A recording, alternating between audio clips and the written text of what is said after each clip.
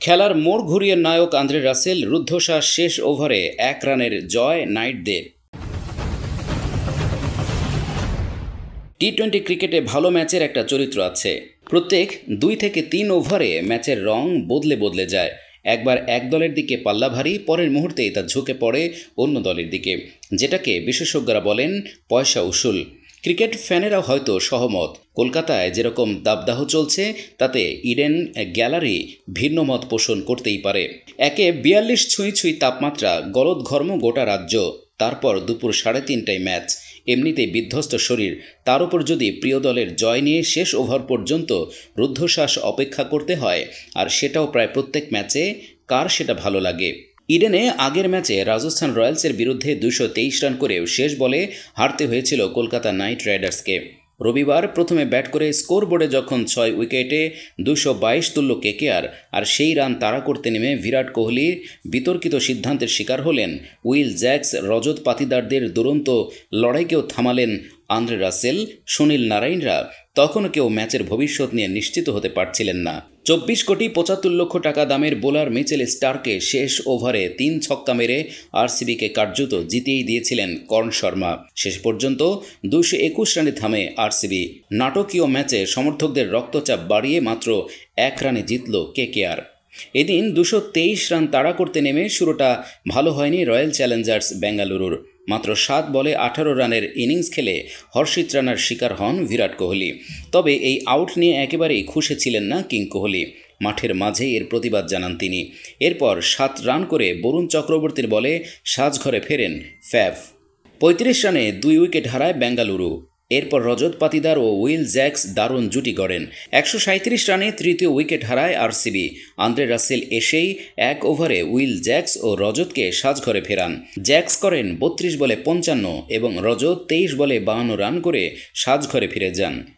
এরপরেই ম্যাচের ছবি বদলে যায়। একটা সময় মনে হচ্ছিল ম্যাচ বেঙ্গালুরু সহজেই জিতবে, তবে সেটা আর হয়নি। এরপর সুনীল নারিন পরের ওভারে এসেই ক্যামেরন গ্রিন ও লোমরোরকে সাজঘরে ফেরান। গ্রিন 6 রান ও লোমরোর 4 রান করে সাজঘরে ফেরেন। 13 ওভারে আরসিবির স্কোর ছিল 6 উইকেটে 155 রান। এরপরে প্রভু দেশাই ও কার্তিক কিছুটা লড়াই চালান, তবে তারা সফল হতে পারেননি। কার্তিক 18 বলে 25 করে রাসেলের শিকার হন। প্রভু দেশাই 18 বলে 24 রান করে হর্ষিত রানার বলে আউট হন। 19 ওভারে বেঙ্গালুরুর স্কোর ছিল 8 উইকেটে 208 রান। এরপরে কর্ণ শর্মা দারুণ লড়াই চালান, এমনকি মিচেল স্টার্কের শেষ ওভারে 3টি ছক্কা হাঁকান। তবে শেষ পর্যন্ত 7 বলে 20 রান করে সাজঘরে ফেরেন তিনি। শেষ বলে জয়ের জন্য প্রয়োজন ছিল মাত্র 3 রানের। দৌড়ে 2 রান নেওয়ার চেষ্টা করেছিলেন 2 ব্যাটার লাকি ফার্গুসন ও সিরাজ।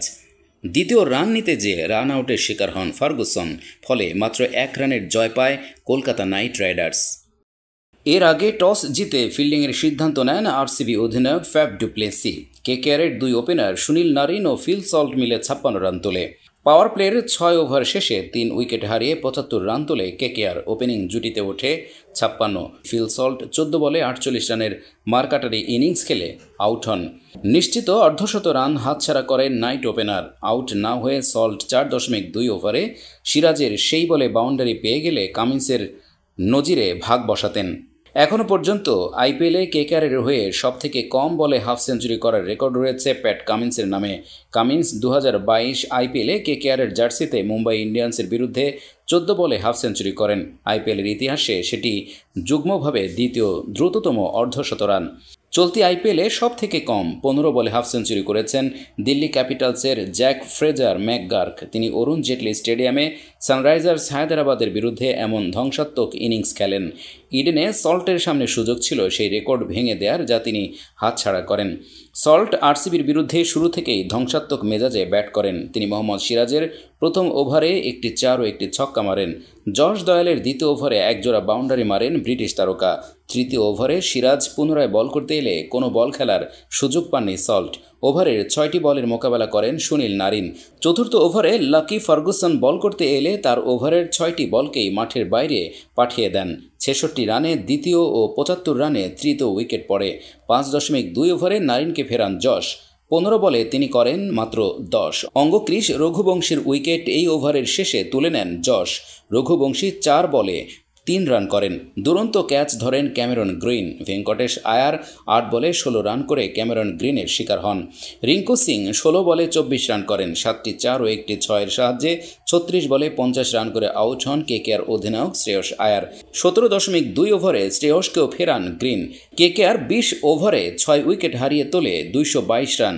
শেষ 5 ওভারে ওঠে 73 রান 1 উইকেটের বিনিময়ে। আন্দ্রে রাসেল 4টি 4-এর সাহায্যে 20 বলে 27 রান করে অপরাজিত থাকেন। রমনদীপ সিং 9 বলে 24 রান করে নট আউট থাকলেন, মেরেছেন 2টি করে 4 ও 6। ক্যামেরন গ্রিন 4 ওভারে 35 ও যশ দয়াল 4 ওভারে 56 রান দিয়ে 2টি করে উইকেট দখল করেন। মোহাম্মদ সিরাজ 4 ওভারে 40 ও লাকি ফার্গুসন 4 ওভারে 47 রান দিয়ে 1টি করে উইকেট দখল করেন।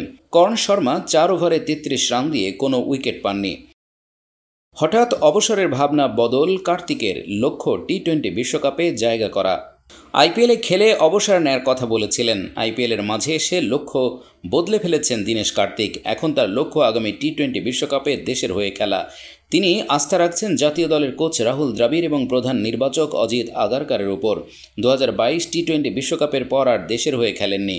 নিয়মিত ধারাভাষ্যকার হিসেবে দেখা যাচ্ছিল কলকাতা নাইট রাইডার্সের প্রাক্তন অধিনায়ক কার্তিককে। রয়্যাল চ্যালেঞ্জার্স বেঙ্গালুরুর হয়ে এবারে আইপিএল খেলে অবসর নেয়ার ইঙ্গিত আগেই দিয়েছিলেন তিনি। অথচ প্রতিযোগিতার মাঝে অভিজ্ঞ উইকেটরক্ষক ব্যাটার জানিয়ে দিলেন আসন্ন টি-20 বিশ্বকাপ খেলার জন্য তিনি 100% প্রস্তুত। মুম্বাই ইন্ডিয়ান্স ম্যাচে কার্তিকের আগ্রাসী ব্যাটিং দেখে উচ্ছ্বাস প্রকাশ করেছিলেন ভারতীয় দলের অধিনায়ক রোহিত শর্মা। তাকে বলতে শোনা গিয়েছিল, সাবাস ডিকে, টি-20 বিশ্বকাপের দল নির্বাচনের সময় ওর কথা তুলতেই হবে, মনে হচ্ছে ওর মাথায় বিশ্বকাপ ঘুরছে। 23 বলে 53 রানের অপরাজিত সেই ইনিংসের পর আবার আলোচনায় উঠে এসেছেন কার্তিক। 38 বছরের উইকেটরক্ষক ব্যাটার তারপর সানরাইজার্স হায়দ্রাবাদের বিরুদ্ধে খেলেছেন 35 বলে 83 রানের ইনিংস।